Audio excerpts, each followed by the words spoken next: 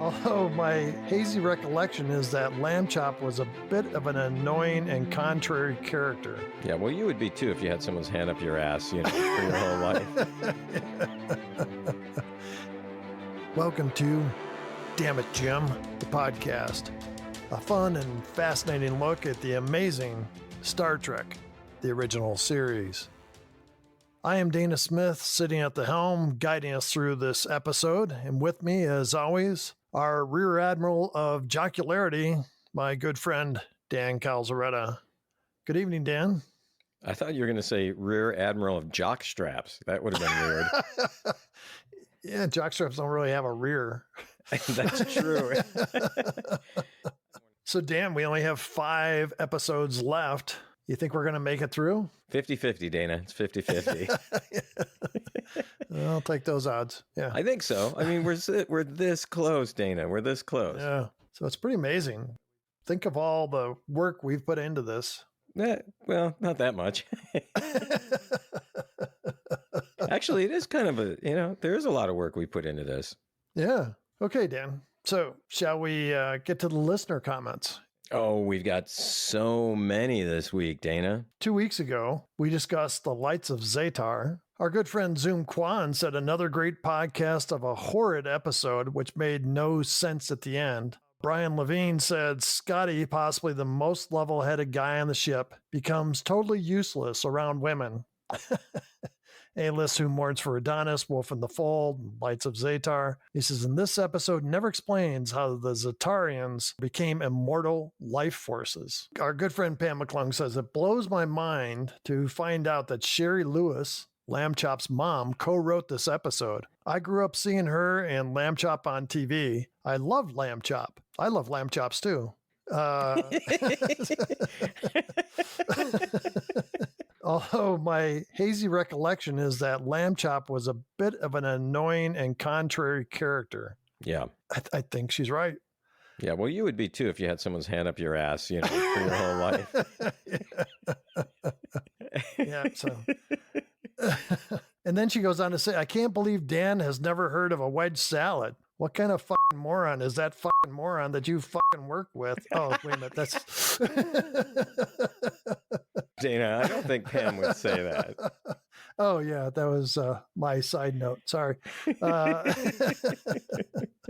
Yet another episode where a female lieutenant keeps being referred to as the girl. Our good friend Brian Kavanaugh said, again, beings living as spirits from a long dead planet search the galaxy for compatible humanoids to live again physically. And Captain James T. Kirk stands in the way on the grounds of personal freedom and human rights. That's why TOS is still the best version of Star Trek there is, without question. Yeah, I mean, the first time, maybe even the second time, possibly even the third time an episode had that as a theme, but it seems like it comes up a lot, Dana. Craig Combs says the lights of Zetar gave me nightmares as a 6-year-old. The rotating colors combined with the garbled voices sent chills down my young spine. Dan, do you have any emails, or I believe we actually got some phone calls this week? So many phone calls, actually, Dana, so many. So I'm going to pare this down. Yeah, first comment comes from an email, Dana. You remember when we talked about Sherry Lewis of Lamb Chop fame, right? We talked about it during the episode, The Lights of Zetar. Yep.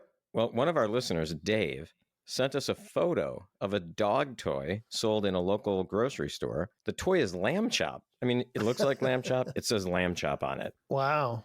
I know. And, I mentioned last time, I never liked Lamb Chop. So I'm going to get this toy, if I can find it locally, and give it to my dog and hope that the dog just rips the crap out of it, Dana. Is this some kind of revenge thing for you, Dan? I just don't like Lamb Chop. I found Lamb Chop just annoying to no end, Dana. I'm really a pretty calm person, though. Really. Really? Also, Pam McClung sent an email in addition to her Facebook posts. Pam tells us, Dana, about a billboard she saw while driving in Ohio. This is what she has to say. She says, hi, guys. I was driving between Columbus and Dayton today and saw a new billboard that I've not seen before, and I immediately thought of you guys. In fairly big letters on the first line, it said, get fudge from. The second line, in really huge letters, Uranus. And then the last line in tiny letters said, Uranus, Indiana. She finishes, I somehow knew you guys would appreciate this story. Maybe you can do a podcast from the fudge factory in Uranus. Yeah. Wow. Pam knows us pretty well, Dana. Yeah, I think so. And I just wonder how long the owners of that fudge factory would let us keep going when we kept making Uranus jokes. All right, we also heard from Anthony Seclair. He wrote about the lights of Zatar. He put a screenshot in the email of the guy in the hall turning something near that yellow tubing. Remember that? Oh, yeah, yeah. As the red alert klaxon is going off in the ship. He called the guy a space mime because it looked like he wasn't really turning anything. I love that. And then he says, looking forward to this week's installment with a tinge of sadness as season 3 is coming to an end. And Dana, we received an email from a brand new listener. Can you imagine someone finding us this late into our review of the episodes? Lucky them. Yeah. Yeah. Yeah, hopefully. So Bill from Sonoma County said he found us about 2 weeks ago. He says he's been watching the remastered versions and he hates them. He likes the originals better. He said, particularly the Doomsday Machine. I don't care if they used 4th of July sparklers to achieve the mouth of the planet killer in the original version. It scared the hell out of me when I was a kid and looked perfectly adequate later when I viewed these episodes again as an adult. Keep up the fun and good work. Okay, so those are all the emails. We did get a bunch of voicemails, Dana. There had to be 10 in there, and so I'm going to pare them down to these 3. The first is from Ed, and this is what he had to say. I'm glad to know that you guys are still doing these, and I love listening to you guys. You make me laugh, and that's a great thing to do. Thank you. Laughing is always a good thing, and we laugh a heck of a lot on this show. Yeah, we do, and we laugh at each other. I mean, at each other's jokes, not at each other. We also received a call from an unnamed listener. He said this about what he hopes we do in the next podcast. Hey guys, I've been listening to your show a long time and I really like it. You turn really bad Star Trek episodes into funny experiences. After you're done with the original Star Trek, I hope you stick with the Star Trek theme. I think you guys do a great job. I learn things about the episodes when you do them. And good luck. Thanks a bunch. Bye-bye. Well, Dan, that's perfect timing. We will have an announcement in the next couple of weeks about what our plans are to keep the podcast going. Wait, I thought the plan was to not keep it going, Dana. Wasn't that the plan? That's just what some listeners want. But those 1 or 2 that want us to keep it going, we're gonna see what we can do for them. Yep, exactly. And then finally, we got another call from an unnamed listener. I'm not sure why people are not giving their names. You can make up a name. Doesn't matter. And here's what he had to say. I just soiled my North Shore diaper. Dan, that's perfect. Somebody that's using our sponsor's product. That's awesome. Yeah, fantastic. That's everything I have, Dana.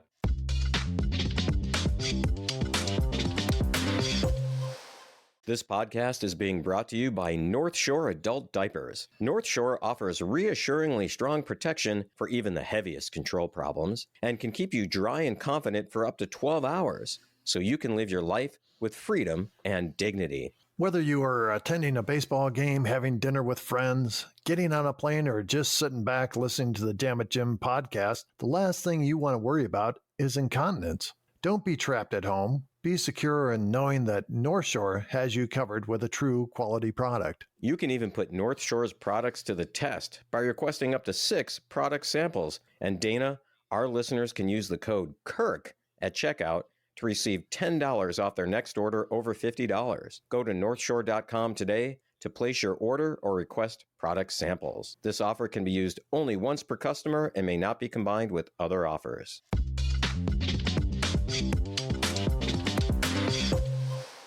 So, Dan, this is season 3, episode 19, Requiem for Methuselah. So we see the Enterprise. It appears to be passing by twin moons on the way to a planet. Oh, you had twin moons, and I'm watching again the originals, and it had like a purple and pink planet and 1 moon. I thought it was really cool looking, actually. How weird that in the remaster they add a moon. Yeah, why? Yeah, you'd seen 1 moon, you've seen them all. So, I mean, So get Captain's log, stardate 5843.7. The Enterprise is in the grip of a raging epidemic. 3 crewmen have died, and 23 others have been struck down by Rigelian fever. Wow. Or is it Rigelian? Either way. I'll get comments either way about either whatever I say. In order to combat the illness, Dr. McCoy needs large quantities of Ritalin.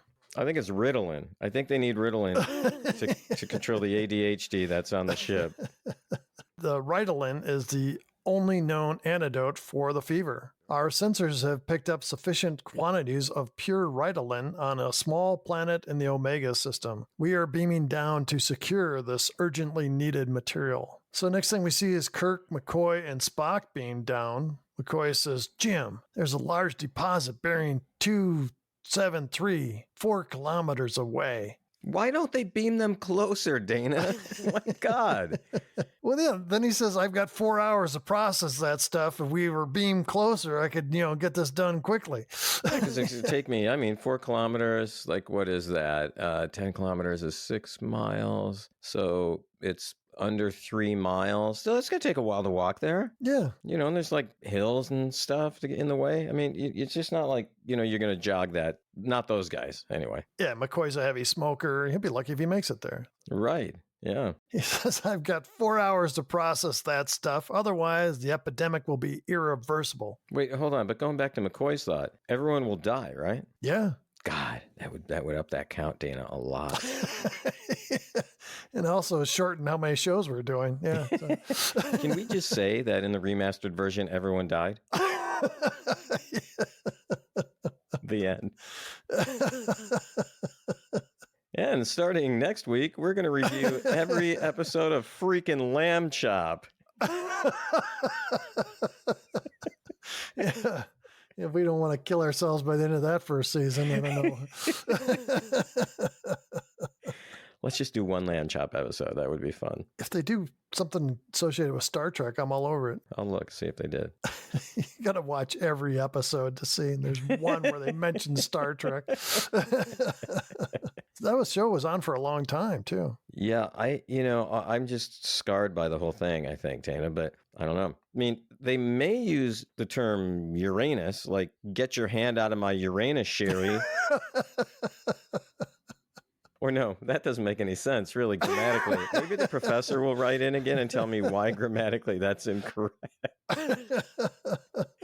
Whom's anus?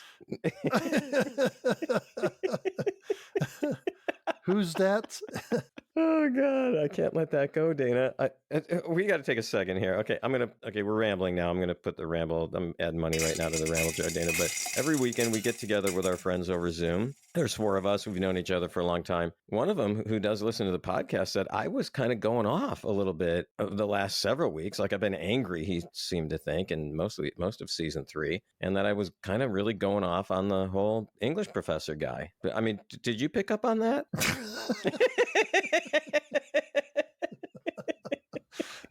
No, Dan, you seem very calm.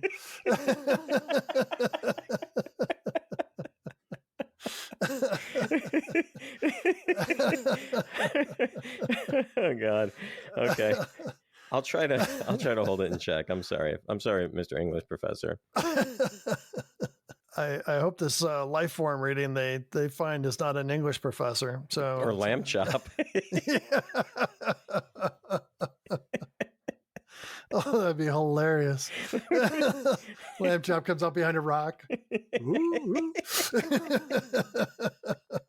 The thing that got me about lamb chop. Good. See, good. I'm glad it's not just me. It was just a sock. It was just an athletic sock with like 2 eyes and like some fuzzy hair thrown on top of it. Yeah, maybe a tongue. There might have been a tongue. I can't remember. I think there was a tongue and lips or something that were painted on. But it was just, Garfield Goose at least looked like a goose. And, okay, I'm done. See? I vent. I'm over it. We won't bring it up again. Okay, we'll see.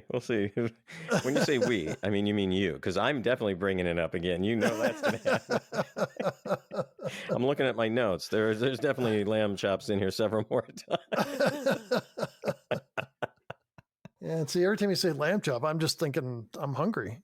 I don't have lamb that often, but like rack of lamb, oh, that's good stuff. Yeah, I love lamb chops. They need to like genetically modify lamb so it's bigger. So you can get like a lamb chop that's like a steak. It's like a porterhouse. Not just a sock-sized lamb chop. You need like a leg-sized lamb chop.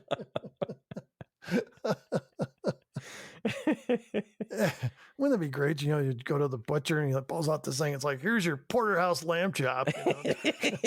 Slaps it down on the counter just with a resounding thud. Like, they would be so satisfying. Yeah. Anyway, so Spock says the ship's sensors indicated this planet was inhabited. God, that's right. We were talking about Star Trek, weren't we? This is not the Bash the Puppet show.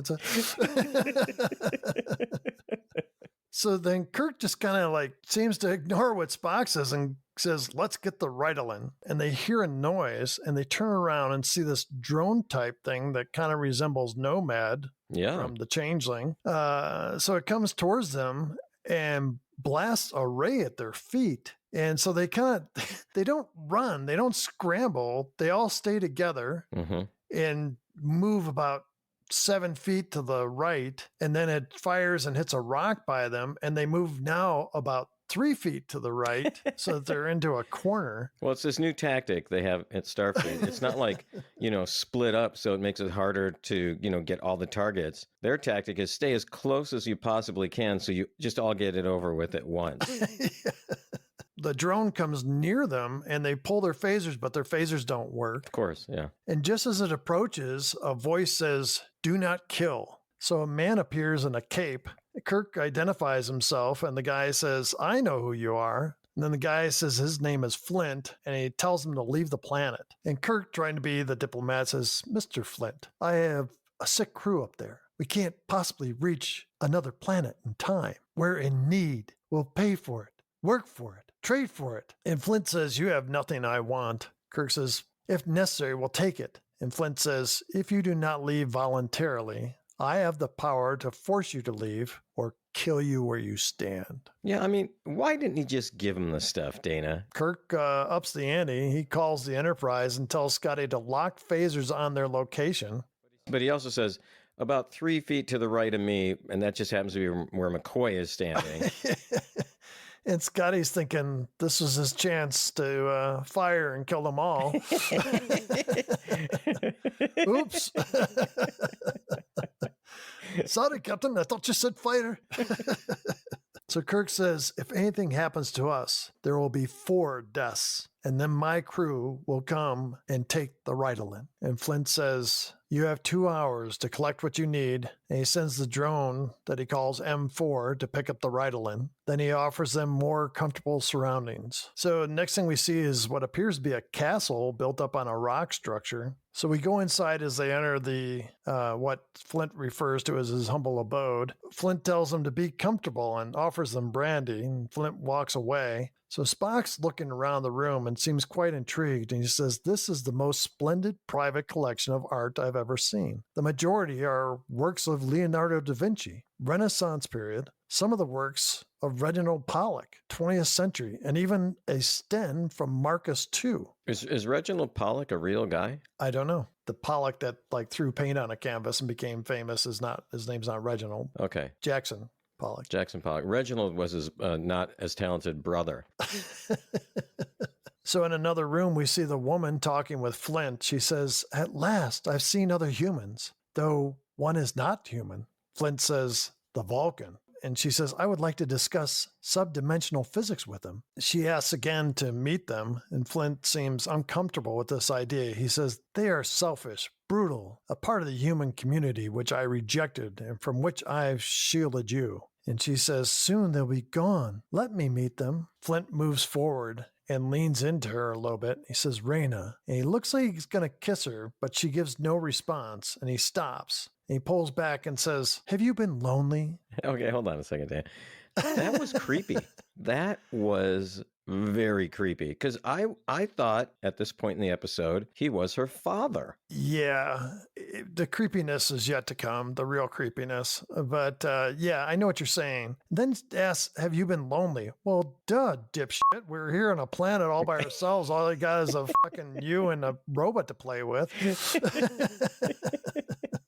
She still doesn't know what lonely means. You know, she's a little vapid, although she does know everything about, what is it, three-dimensional physics and space-time lamb chop continuums and things like that. Yeah, especially the space-time lamb chop continuum. Should be the name of our next podcast.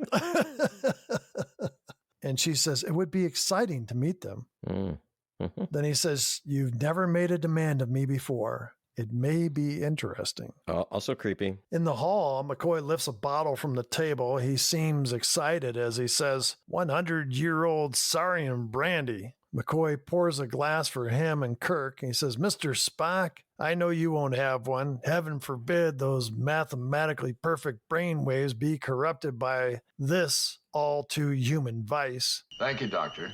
I will have a brandy. Do you think the two of us can handle a drunk Vulcan? Once alcohol hits that green blood. Then Spock walks back to the table and says, if I appear distracted, it's because I'm not listening to you, stupid southern fuck. And Spock sips the brandy and says, none of these Da Vinci paintings has ever been cataloged. And Spock says, as undiscovered Da Vinci's, they would be priceless. And Kirk says, do you think they are fakes? And Spock says, his analysis indicates that the canvas and pigments are of contemporary origin. Kirk says, this could be a setup. Then he calls up the Enterprise and asks Scotty to run a check on Mr. Flint and the planet. M4 comes back in the room with a baggie. Yeah, I know. It's like, a dime bag full of who knows what. Yeah, here's your stuff, man. Drops it. Okay, so hold on. He's a gardener and a cook. And what else did he do? Security. And he's a drug dealer. Yeah. Okay. Just want to make that clear. Wait till you see his lab. Wow. So this is like Breaking Bad before Breaking Bad. Exactly. Wow. McCoy scans it and says it's Ritalin. Kirk orders McCoy to beam up to the ship and get it ready. Just then Flint comes in and says M4 can prepare the antitoxin faster than they can on the ship. But you have to call him Heisenberg. That's a Breaking Bad reference. Okay. Flint apologizes for his demeanor when they first arrived and then offers to have them stay for dinner. He holds out his hand and Raina comes through the doorway. Wait, was she dinner? Feast on this. Just don't call her lamb chop. Kirk says, whom are you talking about? You're baiting me now, Dave. You are baiting me. And Kirk sees her and he gives this like happy come hither smile. I did notice that. Yes, of course. Yeah. Flint introduces Raina to McCoy, Spock, and Kirk looks like he's in love. Immediately, Dana. Raina says she'd like some time to talk to Spock about field density. Yeah, Kirk wanted to talk about a different type of field density with her, I think. And Spock pointed to McCoy and goes, there's your density. McCoy's like, I don't know what he's talking about. But this brandy sure is good. Spock says, indeed, I would appreciate such a talk because I deal with mostly fucking morons on the ship. And, Flint says that Raina's parents died when she was young and he raised her and educated her himself. Oh, see, creep factor just went up, Dana. That's not the only thing going up in the room. McCoy says, with most impressive results, sir. McCoy says, what else interests you besides gravity phenomena, Raina? Raina says, everything. McCoy says, the totality of the universe, all knowledge? Black holes? How about black holes? How about Uranus? And when I say Uranus, I mean Uranus, Indiana. Not whom's Uranus. Oh my God. I really wish that guy would listen to the show and comment again. I just want to hear what he'd have to say about all this. So Flint sends McCoy to accompany M4 to the lab. Then he asks if what their pleasure is. Chess, billboards, conversation. Kirk steps up and looks at Raina. He says, how about all three? I don't know how to play chess. I've never played it. Really? Yeah. I would think that you would be good at chess. Yeah, I'm sure I would be. I'd probably be a genius, Dana. But, I'd rather talk about Star Trek and lamb chop. It's just to show what a genius you really are. Yeah. So we see McCoy as he follows M4 into a lab. There are several bottles of different colored liquids in basically condiment containers. I'm going to say something about this, Dana. You just know. Oh, when I saw him, I was like, oh, leave some room for Dan to jump in here. Okay, all right. Once again, Dana, the squirt bottles, and then you're right, like the condiment bottles. Yeah. Yeah, they're just like big ketchup and mustard bottles. Yeah. Clear with colored liquids in them. What the heck? Doesn't make any sense. So we can see M4 is moving back and forth behind the frosted window, and McCoy just stands there. It's not really supervising. No, he's looking at the freaking bottles. He picks one up, I think, doesn't he, and look at it? Yeah. So in the parlor, Raina is shooting billiards and offers to teach Kirk. Kirk grabs the cue stick. Sorry, I'm sorry, he grabbed what? The cue stick. Got it. Oh, okay, yeah. But she kind of comes up and she's trying to guide his hand. Yeah. But it's not really because she can't reach around him. Yeah. So it was awkward at best. Yeah, the stick kept getting in the way, I think. So he shoots and he misses. But the whole thing's kind of awkward. Yeah. So we hear some notes from a piano. Flint looks around the corner where Spock is standing at a gold piano, and Flint asks him to play the waltz. McCoy enters the room and looks very serious. He says, the Ritalin is no good. It contains beryllium. Spock stands from the piano and says, beryllium will render the antitoxin inert and useless. Isn't inert and useless kind of redundant? It's redundant and repetitive. That was dumb and stupid. And moronic. Yeah, so. Flint says, most unfortunate that I was not detected. I shall go with M4 to gather more Ritalin. And Kirk tells McCoy to go with Flint and keep an eye on quote-unquote procedures. McCoy leaves and Spock says, Captain, something else which is rather extraordinary. The waltz I played is by Johannes Brahms. Spock says, Captain, it is written in manuscript, an original manuscript in Brahms' own hand, which I recognize. See, no, that's a little too far. Like if he would have said the tricorder recognized it, I could buy that. Kirk says, I think I will go to the laboratory. You're just boring the piss out of me, Spock. I don't care about Brahms. I don't care. I don't even know who Brahms is. Okay. You want a movement by somebody? I'm going to give you a movement here in a minute. And when I say I'm going to the laboratory, I meant the laboratory. Wait, is that what it's called? Laboratory? I think so. I'm going to the Schmitter. Yeah. So.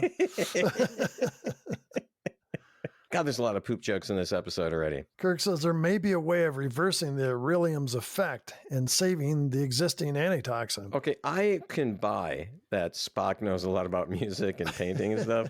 There's no way Kirk knows about that. Come on, Dana. I think that Kirk had an ulterior motive.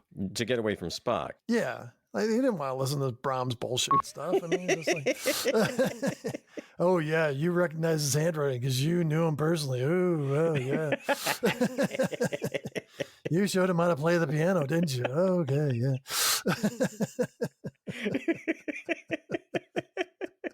Oh, God, that's good. We see Kirk enter the lab. Dan, how did he know where to go? It looked like a very big castle. Yeah, that castle was freaking huge, Dana. That's a good point. So maybe this is like 2 hours later and everybody on the ship's already dead.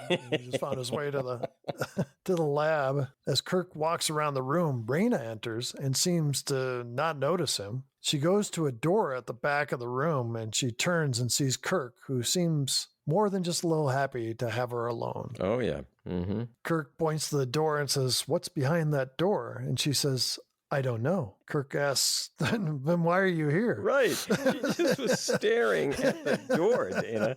Maybe if I stare long enough, it will open. And she says, I come here when I am troubled. Yeah, I always go stand and stare at a door when I'm troubled. Kirk says, are you troubled now? And she says, yes. And Kirk asks, of what? Of whom? Of who?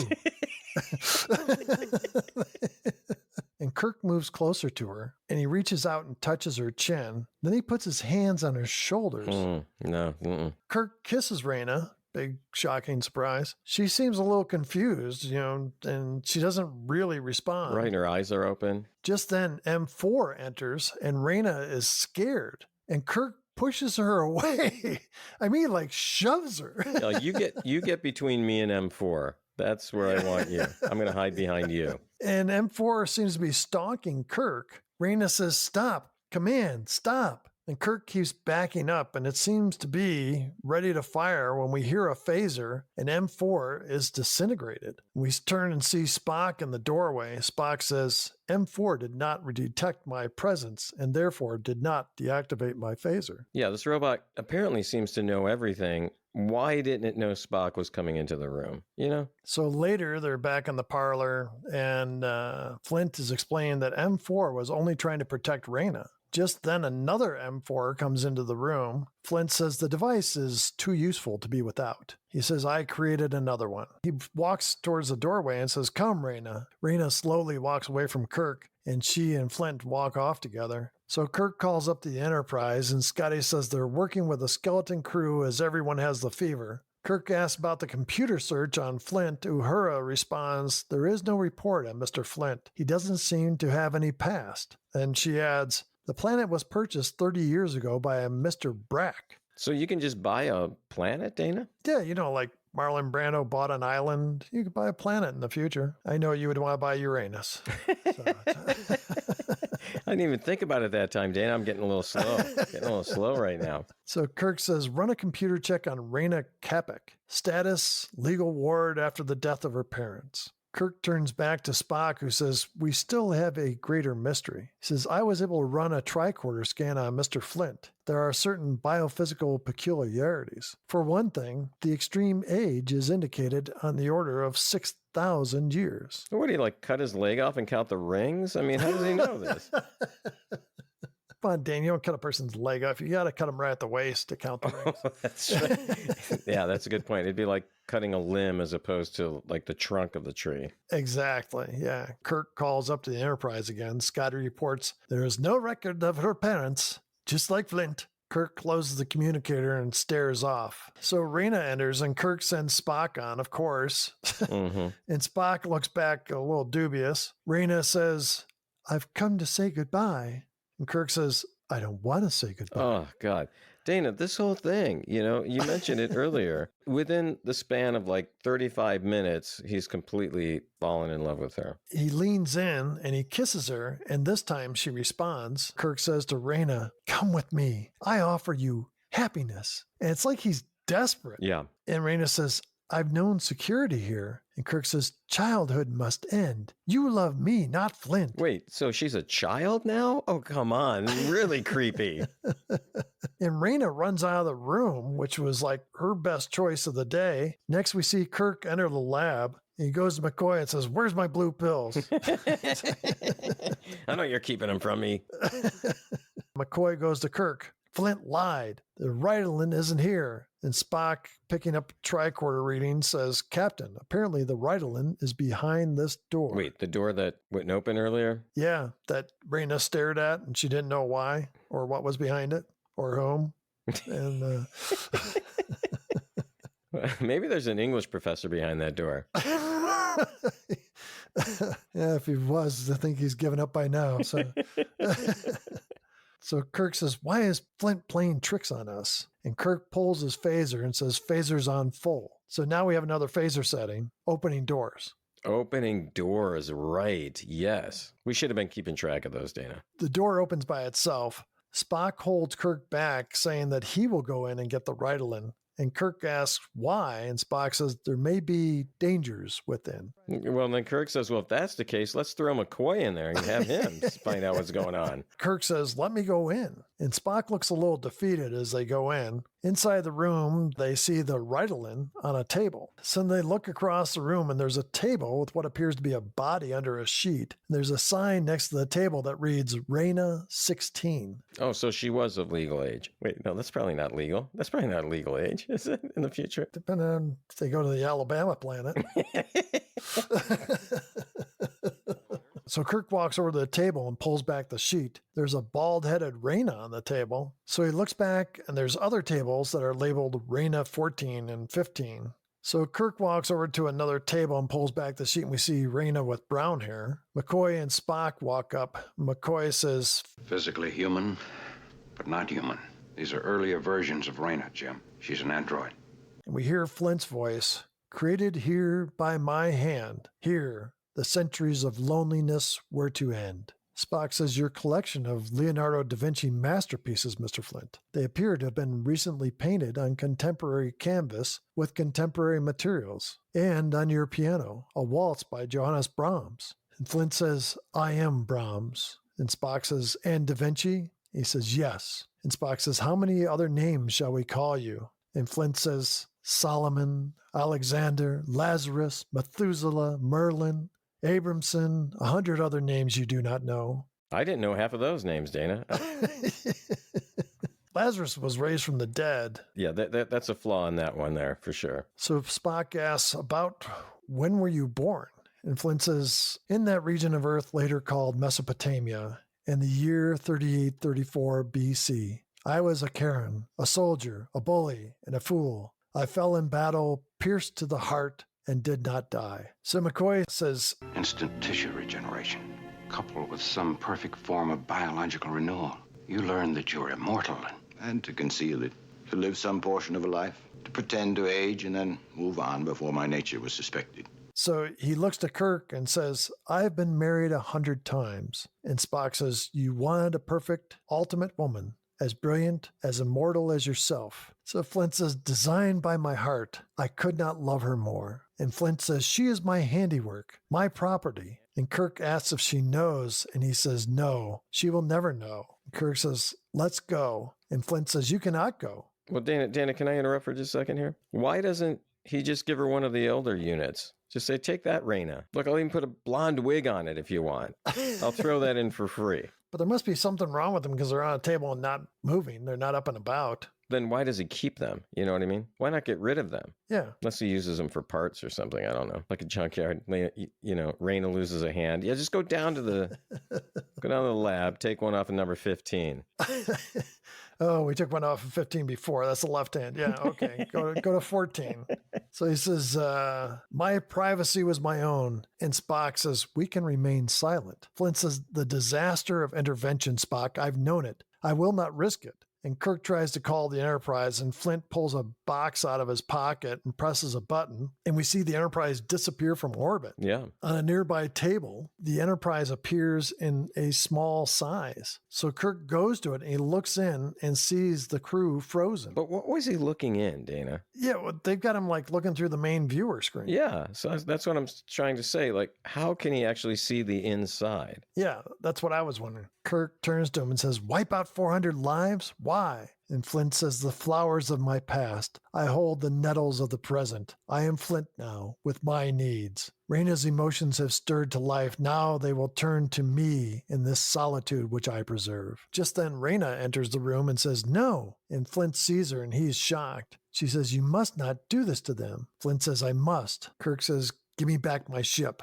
Your secret is safe with us. So Flint pushes a button and the ship appears back in orbit. Kirk goes to Reyna and says, that's why you delayed the processing of the Ritalin. You kept us together, Reyna and me, because you knew I could bring her emotions alive. And now you're just going to take over? Flint says, I shall take what is mine when she comes to me. So Kirk says, impossible, impossible. Flint goes, no, and he attacks Kirk. Did you see when he was about to punch him, though? the way that he had his fist kind of just hanging way back like there. And charging at him. Yeah. And Spock says, Captain, your primitive impulses will not alter the circumstances. Stay out of this. We're fighting over a woman. No, you're not, for she is not. Raina backs up, seemingly terrified by what she has seen, as Flint continually throws Kirk's stunt double, across the room. McCoy and Spock just watch. Yeah, what is happening there? And they're just standing there like with their arms at their sides, Right. kind of like, oh, here we go again. Captain fighting over a woman that he can't really have. And Yeah, where's the Vulcan neck pinch here? Why doesn't that come out? You know what I mean? yeah, or the phaser. Or Oh, yeah, the phaser, because M4 is not around, is he? no. She says, I cannot be the cause of this. I will not be the cause of this. Please stop. You are the cause of it, though, apparently. The men stop fighting, kind of like in astonishment. And she says, I choose where I want to go. And Flint kind of barks, says, Raina. And she says, no one can order me. And Kirk's smiling now. And he says, she's human. Down to the last blood cell, she's human. What? Down to the last thought, hope, aspiration, emotion. She's human, except for that she's mechanical inside. Yeah, Does that make any sense to you? no, and well, he keeps going on. The human spirit is free. Oh, God, he's going to go on a speech. Oh, my God. Okay. He's like, you have no power of ownership. She's free to do as she wishes. And Spock says, gentlemen, I urge you to stop. There is a danger of boring the piss out of us. And Kirk makes another of his impassioned speeches and says, God. Raina belongs to herself, and she claims the human right of choice to be as she wills. God, give him the neck pinch. As she wills. God, it goes on. Yeah, I'm sure there was more, and they probably cut him off. And Raina, with tears in her eyes, says, I was not human. Now I love. And she collapses. Of course she does. Because of that speech. She was just like, I'm going to turn myself off now and not come back to life again. So McCoy checks her for a pulse, and I'm wondering why he didn't give her a hypo. Is she like mechanical on the inside? That would be my guess, that she's some kind of mechanism on the inside. How is there a freaking pulse? And Flint says, you can't die. And Kirk says, what happened? Spock says, you bored her to death. And now Spock gets a speech. Oh, God. And this was another long thing where he's, not only, okay, he's an art critic, right? He knows how to play the piano. And apparently he's some freaking psychologist now that knows everything about emotions and why people, quote, died, He's like, she loved you, Captain. And you too, Mr. Flint, as a mentor, even as a father. So you trying to kiss her was fucking creepy. It was creepy. It was creepy, Dana. The whole thing was creepy. Yeah. So he says there was not enough time for her to adjust to the awful power and contradictions of her newfound emotions. Could he give himself the neck pinch right now at this point? Yeah. So back on the Enterprise in Kirk's quarters, we see Kirk looking very sad. So Spock enters and says the epidemic is no longer a threat. We're on the course you ordered.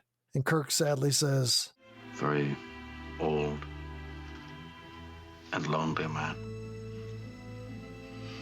And a young and lonely man. We put on a pretty poor show, didn't we? If only I could forget. So he rests his head on his arms on the desk, and McCoy enters. McCoy says he finished the results on Flint and says he's dying. And McCoy looks at Kirk, says, I do wish he could forget her. So McCoy leaves, and Spock kind of looks at Kirk, and then he goes over to Kirk and initiates a mind meld. And Spock says, forget. And Dan, that's how the show ends. So, Dana, you have some information about some of the characters in this episode. Yeah, Dan. James Daly, he's the man that played Flint. He's actually the father of Tim Daly and Tyne Daly. Oh, really? Mostly a stage actor. He won a Theatre Guild Award in 1950 for his performance in the play Major Barbara. He did some work in television and movies, including one of my favorite Twilight Zone episodes, A Stop at Willoughby. He also had a role in the original Planet of the Apes. Was he an ape or was he a human? He was an ape. Oh, that's why I didn't recognize him. And he won an Emmy for a supporting role in a TV drama called Eagle in the Cage. In the 70s, Daly had a recurring role in the TV series Medical Center. Unfortunately, he died in 1978 at the young age of 59. Wow. Yeah, it's really too bad. I thought he was a good actor. Yeah. And Dan Louise Sorrell, who played Raina.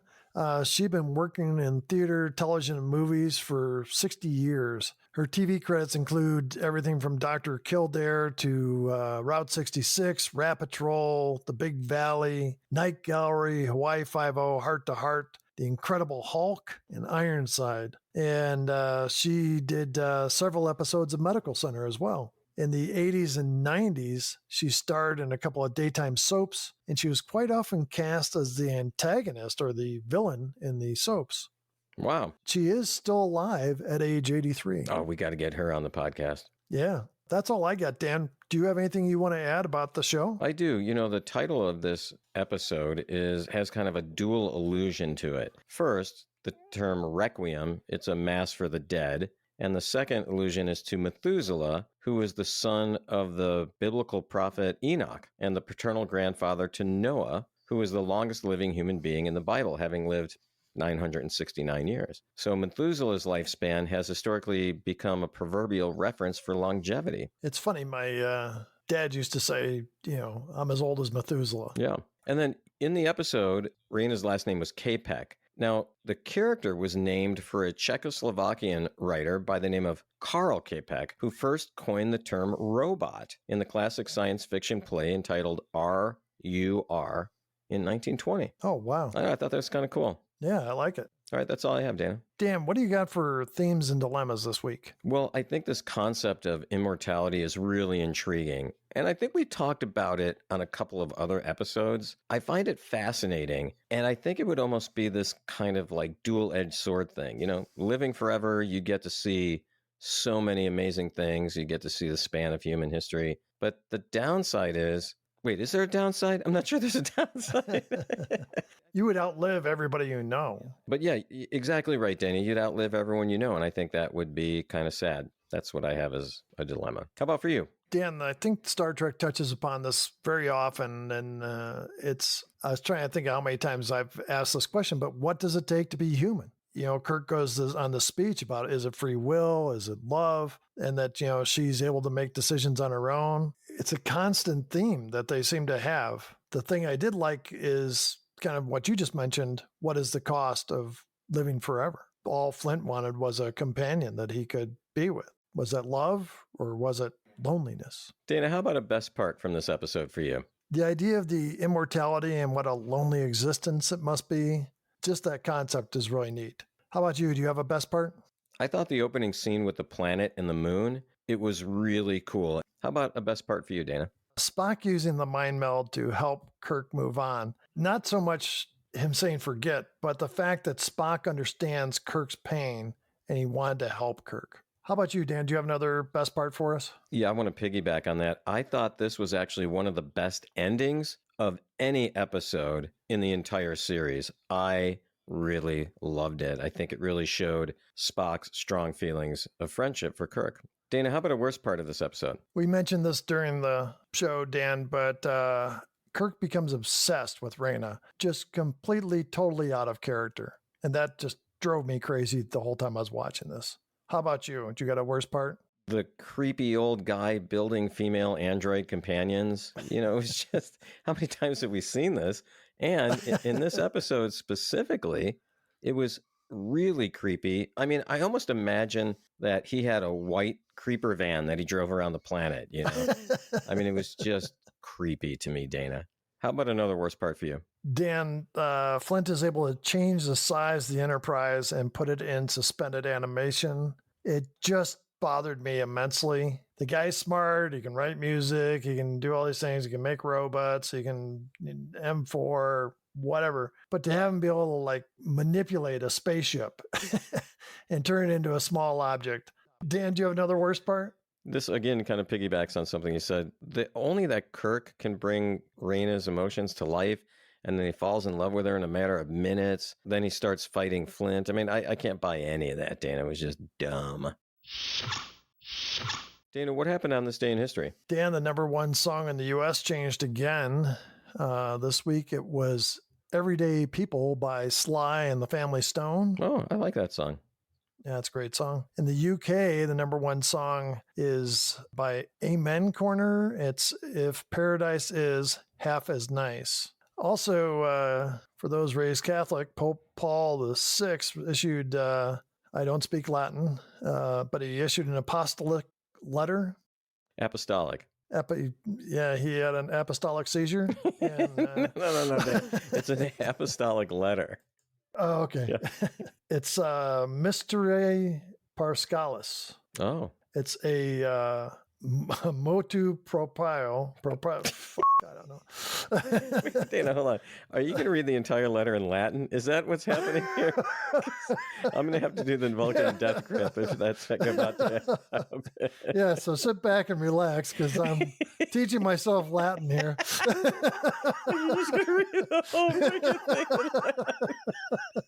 thing. I think it's only like 20 pages. So just... God, that would be funny for about a minute, and then it would just become not funny. Yeah. It's one of these home study courses.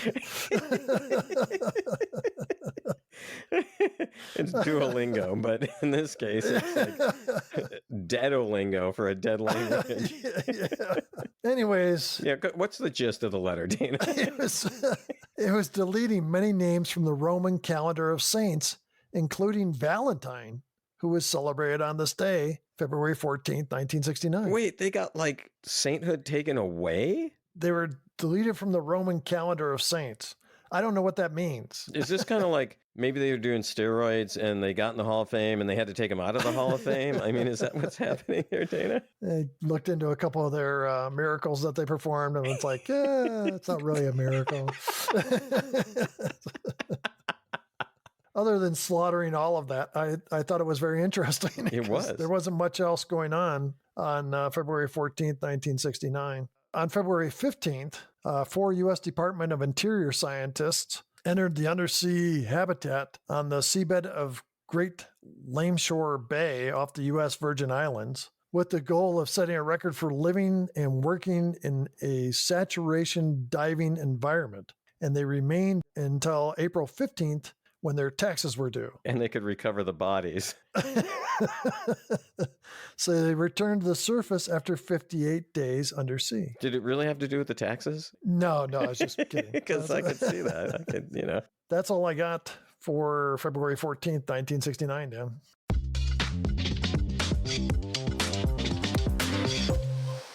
This podcast is being brought to you by North Shore. North Shore offers premium incontinence products that can improve your quality of life. Managing incontinence can feel like a no-win scenario. Local drugstores often have a lack of options or sizes, or have cheap products that leak. North Shore is way different. Dana, incontinence affects over 13 million people in the United States alone. I have a close friend with multiple sclerosis who uses North Shore diapers to help him lead a normal life. North Shore products can empower you to live your life on your terms by providing maximum absorbency that allows you to be dry and confident. It allows you to be you. And Dan, our listeners can use the code KIRK at checkout to receive $10 off their next order over $50. Go to northshore.com today.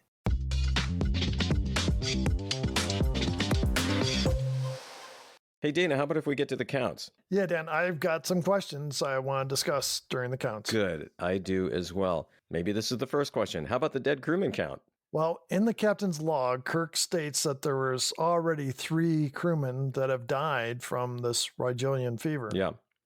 Do we count those? Abso-freaking-lutely. Yeah. Don't you think? I was thinking so, but I just wanted to make sure we were on the same page. We were at 52.5. That puts us up at 55.5. Nice. How about the shirtless Kirk Ripshirt Kirk count? Nothing. We are still at 20. How about the he's dead count? Nope. Not a she's dead, he's dead, or they're all dead or anything. So we're at 23. I'm a doctor, not a fill in the blank. Nothing's happened for a while. He's really disappointing me. So we are still at 9. Okay. The supreme being count. Well, Flint thought he was 1, but I don't think so. So I'm saying we are still at 12. Yeah, I agree. How about the 2 violations of the Prime Directive? Sure was only 2. I was thinking 3 or 4. But no, Dan, there's no violation of the Prime Directive this week.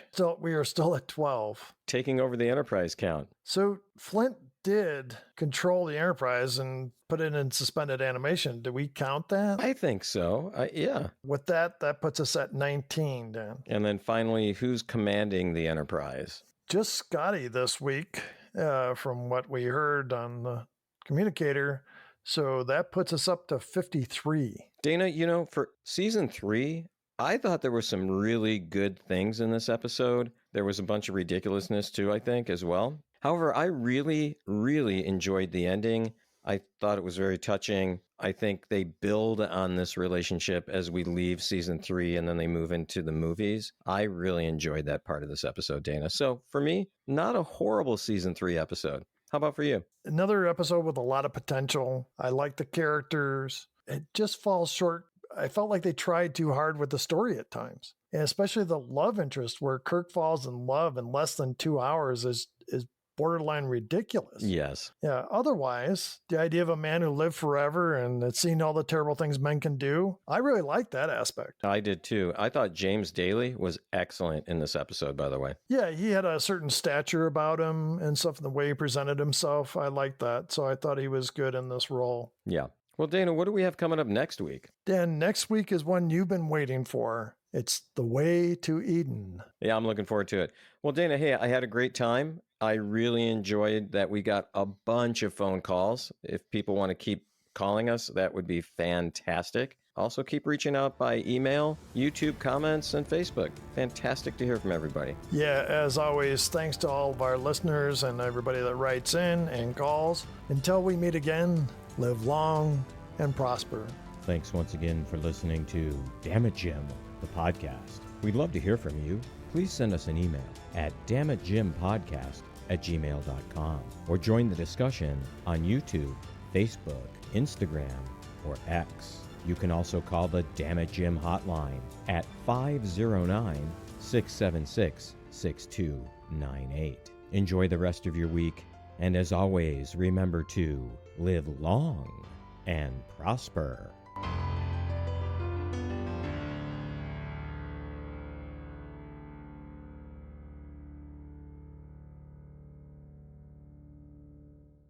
This has been a Ramble Jar production.